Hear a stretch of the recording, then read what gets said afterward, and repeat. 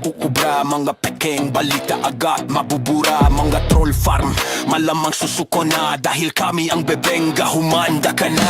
Mga makachina, benga, benga. Mga fake news, benga, benga. Salbahing dedes, benga, benga. Halik sa Walang kawala ang may sala. Pegador, wala kang kawala. Benga, bengador, kayo ay maganda. Benga, bengador, galit sa masama. Benga, bengador, ang sa inyo bebenga. Benga, bengador, wala kang kawala. Benga, bengador, kayo ay maganda. Benga, bengador, galit sa masama. Benga, bengador, ang sa inyo bebenga. Maraming alam si Madriaga.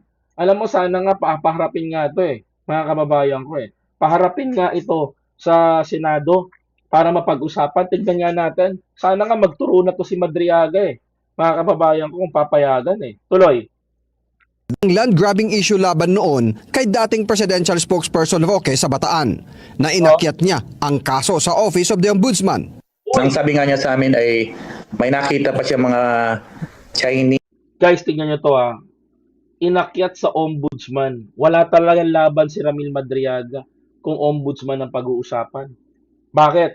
Yan nakaupo sa ombudsman, tao ni Duterte. Tingnan nyo tingnan nyo mabuti. Attorney Palad ay ang land grabbing issue laban noon kay dating presidential spokesperson Roque sa Bataan na inakyat niya ang kaso sa Office of the Ombudsman. Ang sabi nga niya sa amin ay may nakita pa siya mga Chinese paramilitary people doon sa loob ng lote na yon. So, dinimanda niya sa ombudsman, doon na nagsimula problema niya. And nung magkaroon ng problema between Madriaga and Roque at humingi siya ng tulong daw kay DP Sara, at ang sabi sa kanya hindi mo dapat dinimanda si Harry Roque kasi para mo na rin dinimanda ang mga Duterte. Sabi niya, malala yun malala yun mga kababayan ko. Hello po, Tita Rudy ko, Aiko. Narinig nyo mga kababayan ko? Narinig nyo yung sinabi dito? Matindi yun. Kaklaruhin ko, matindi yun. Bakit ko nasabing matindi, mga kababayan ko? Number one, tingnan mo. Yung land grabbing na sinasabi ni Madriaga dito, yan yung nilaland grabbing ni Harry Roque na pag-aari ng indigenous people sa Bataan. Okay, klaro ho, mga kababayan ko. Plano ho magtayo ng isa pang kamaya ni Harry Roque.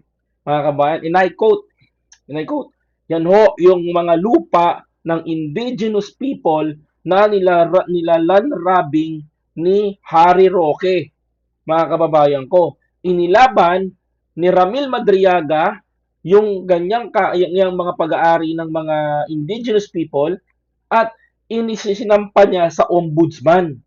Nung sinampa niya sa ombudsman, mga kababayan ko, that is the doomsday of Ramil Madriaga. Bakit, mga kababayan ko? Wala kang panama noong panahon ng mga Duterte.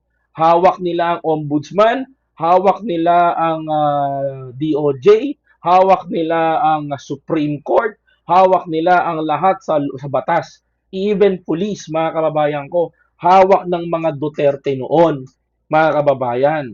Yun ho ang katotohanan, mga kapatid. Ngayon, nung pinailan ni Ramil Madriaga ng kaso, itong si Harry Roque, and BP Sara said, bakit mo kinasuhan si Attorney Harry Roque? Pag kinasuhan mo yan, para mo na rin kinasuhan ang mga Duterte. It means, mga kababayan ko, may kaugnayan itong si Harry Roque, si Sara Duterte, si Ramil Madriaga. Sa makatuwid, ako, klaro sa akin to, based on the narrative nito ng abogado niya, mga kababayan, this is clearly character assassination. And, mga kababayan ko, pagpapakulong kay Madriaga.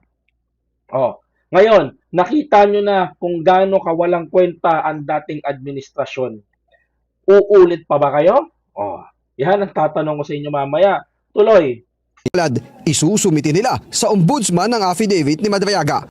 Wala pang pahayag ang tanggapan ng pangalawang pangulo na nabigyan na natin ng kopya ng affidavit kahapon.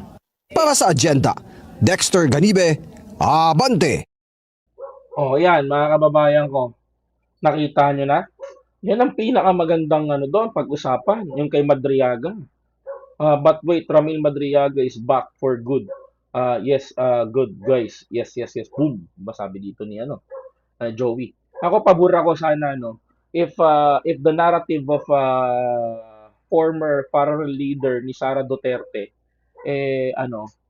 mapatunayan, malaking bilang ho ito sa malaking kawalan nito, malaking kasiraan ni Sara Duterte talaga to. Hindi na makakatakbo yan pag ganyan, mga kababayan ko. Delikadesa na lang. 'Di ba mga kapatid? Imaginein mo mga kababayan ko, parang leader mo, convenor mo, kasama mo nung kampanya, malapit sa mga Duterte.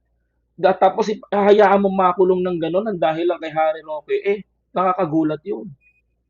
Mga kababayan ko. And kitang-kita nyo rin ngayon mga kababayan ko na itong si Buday mga kababayan ay talagang merong pagkakasangkot sa mga ganyang issues. Land grabbing is not a joke. That is serious matter. 'Di ba? Serious matter po ito. Mga kababayan ko. Mamamayang Pilipino ninanakawan ng lupa. Ipinaglaban lang ni Madriaga, kinasuhan niya si Harry Roque, ngunit siya pa ang nakasuhan. Parehas lang din ata to ng ibang storya, mga kababayan ko. Katulad, mga kababayan ko, naalala nyo ba, yung PIDEA agent na nagsiwalat ng drug cases. Naalala nyo, drugs cases. Doon sa nakalagay sa isang magnetic lifter ang warehouse ay sa Valenzuela at nalaman ng gobyerno ng PNP ng NBI na pag-aari ng kaibigan ni Duterte na economic advisor niya na si Michael Yang. Mga kababayan, yung NBI agent din, pinakulong at pinapapatay pa. Imagine niyo yan, mga kababayan ko. Yan ang meron tayong gobyerno noon.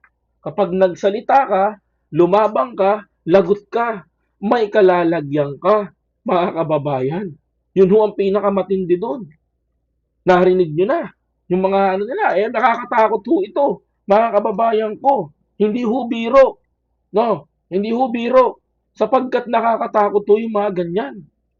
Hoy, nako. Kung ako ho tatanungin nyo, mga kababayan, hindi ho talaga biro yan. Tama ho ba ako? Please comment down below. At wag mo na rin kalimutan na mag-follow, like, comment, share, and subscribe. Tama ba ako? Yes, yung Koy, yung sa Valenzuela. 'Di ba, Sir Tony? Anong ginawa nila sa NBA agent noon? Pinakulong nila, pinapapatay pa. Grabe to, mga kababayan ko. Si Mr. Taguba. Pinremap maraming ganyan ng mga Duterte. Kaya po nakakatakot, mga kababayan. Ngayon lumalabas yung kanilang baho ng ganyan. Hanggang kailan mananahimik, mga kababayan ko, ang kanilang mga niloko at ginanyan nung panahon na sila'y namumuno. Kawawa ang taong bayan, mga kapatid. Kaya po mag-isip-isip po tayo. Tingnan ho natin na mabuti. Makinig ho tayo. Hindi ho basta-basta natin mahuhusgahan. Pakinggan natin ang dapat pakinggan. Tama ba? Mga kababayan ko, correct me if I'm wrong, mga kapatid. But this time, mga kababayan ko, no, pasensya na kayo, this is really, it's supposed to be dapat short live streaming lang to. Nakasama ko na ho kayo. Mga kababayan ko, pag paumanhin nyo ho, dito ko muna ho puputulin ang ating usapan.